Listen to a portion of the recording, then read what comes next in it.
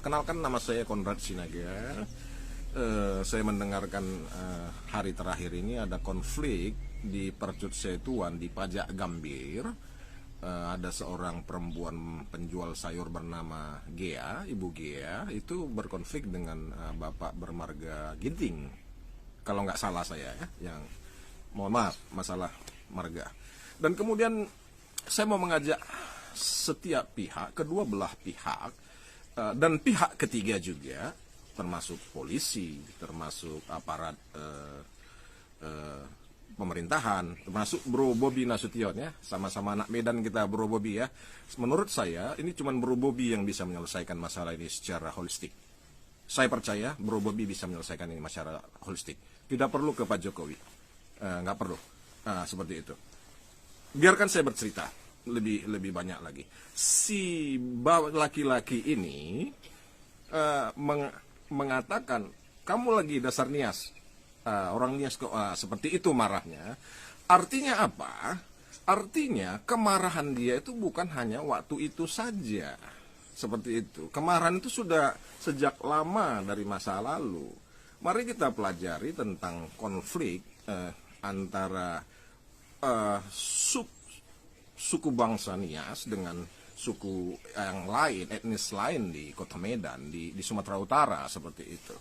Dulu ada di Tanah Karo, seorang Nias, anak muda itu sudah dianggap saudara atau apa, atau karyawan seperti itu, dan terpelihara di sana, kemudian membunuh satu rumah, itu Marga Sembiring. Itu pastinya Marga Sembiring, dan mungkin ada banyak lagi cerita seperti itu. Nah pertanyaannya, maukah Anda berpikir untuk menyelesaikan masalah? Jadi nggak cuman nyalain, nggak cuman ini penjarain tuh si laki-laki, dan si laki-laki juga akan penjarain tuh si perempuan, gue dicakar nih.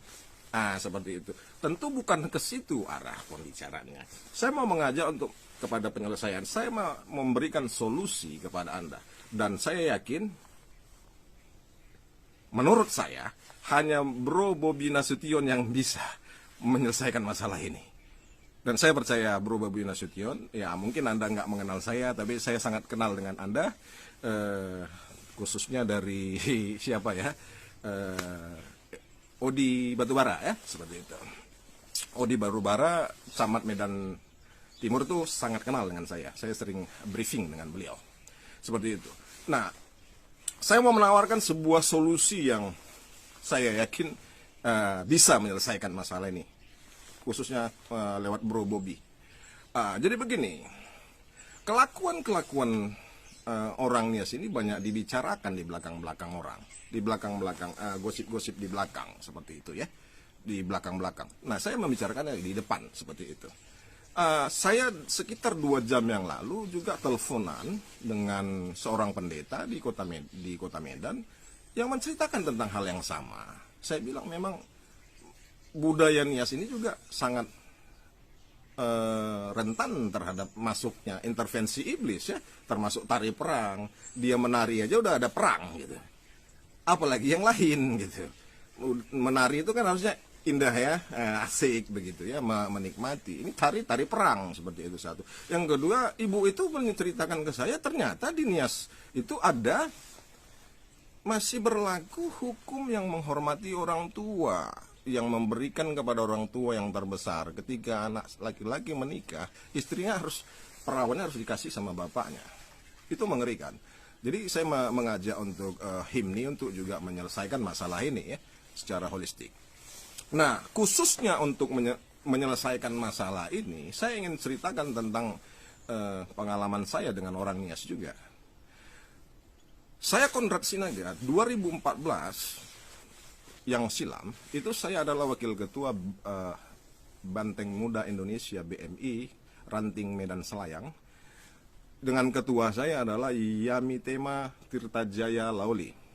Dia sebagai ketua PAC Medan Selayang, dan saya sebagai satu-satunya wakil ketua dari antara 12 wakil ketua, saya satu-satunya yang aktif, dan saya mengeluarkan uang untuk operasional organisasi. Saya pergi mensukseskan Jokowi, ke rapat-rapat mensukseskan Jokowi pertama tahun 2014 2014 ke asrama haji, itu saya nyetir, mobil saya mobil tua seperti itu dan sebagainya. Dan kemudian saya mengajak, saya nggak mau uang orang seperti itu.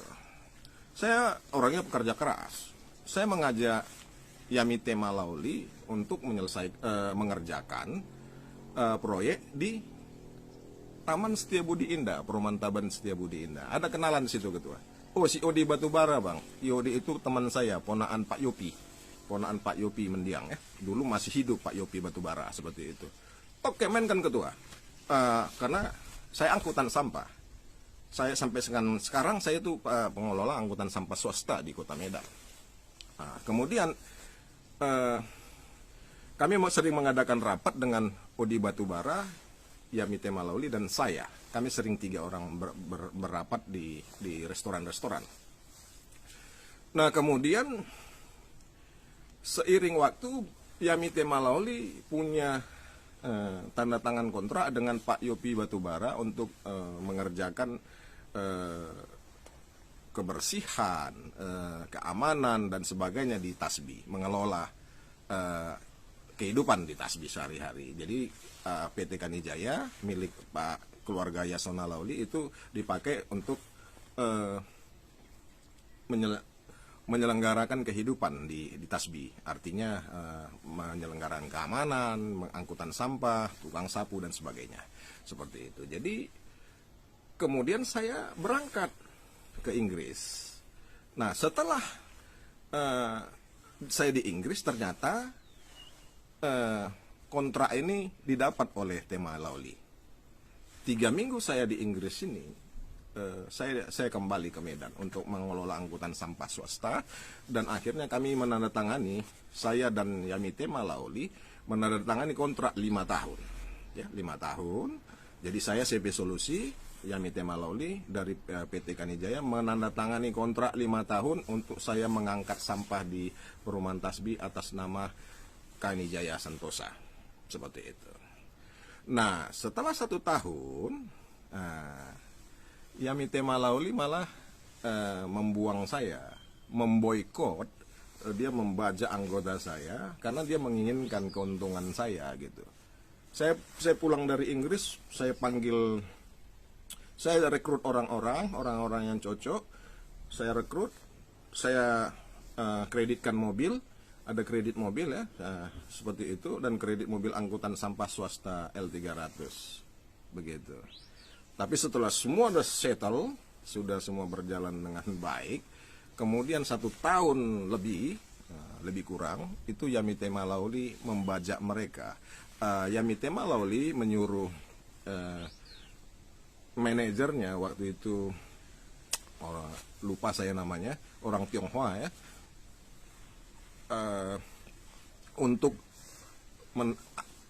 memanggil anggota saya untuk menandatangani kontrak per bulan, dan itu pun sepihak.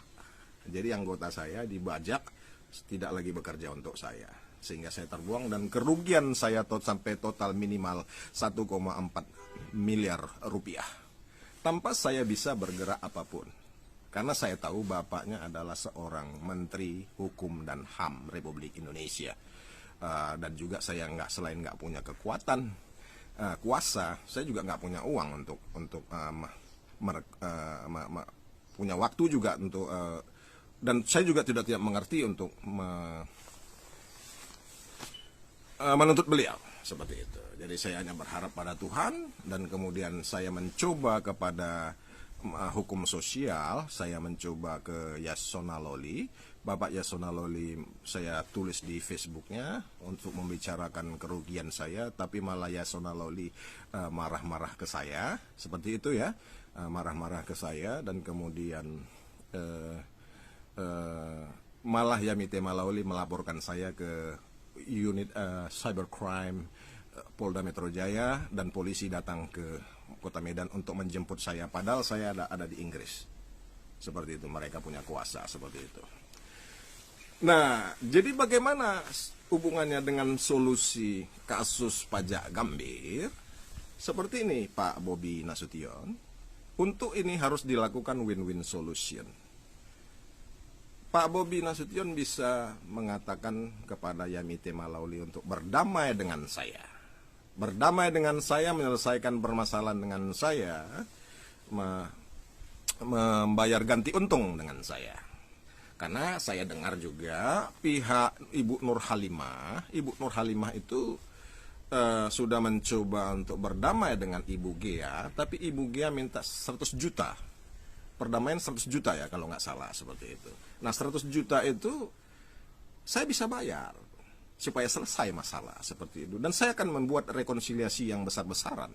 Saya bisa kita bisa bikin pesta seperti itu, rekonsiliasi dalam hal ini.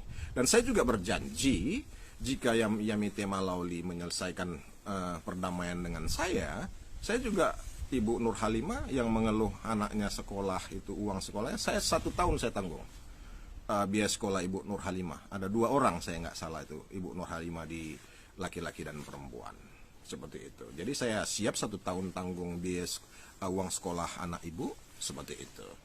Nah jadi keputusan di tangan Bro Bobi Nasution, karena saya tahu Bro Bobi Nasution itu pendukungnya salah satu adalah Tema Lauli, Yamite Malauli seperti itu. Dan tentu Pak Bobi Nasution juga itu harusnya bergerak menyelesaikan ini, jangan sampai nanti citranya buruk karena pendukungnya adalah orang-orang yang berkelakuan buruk dinilai di mata masyarakat.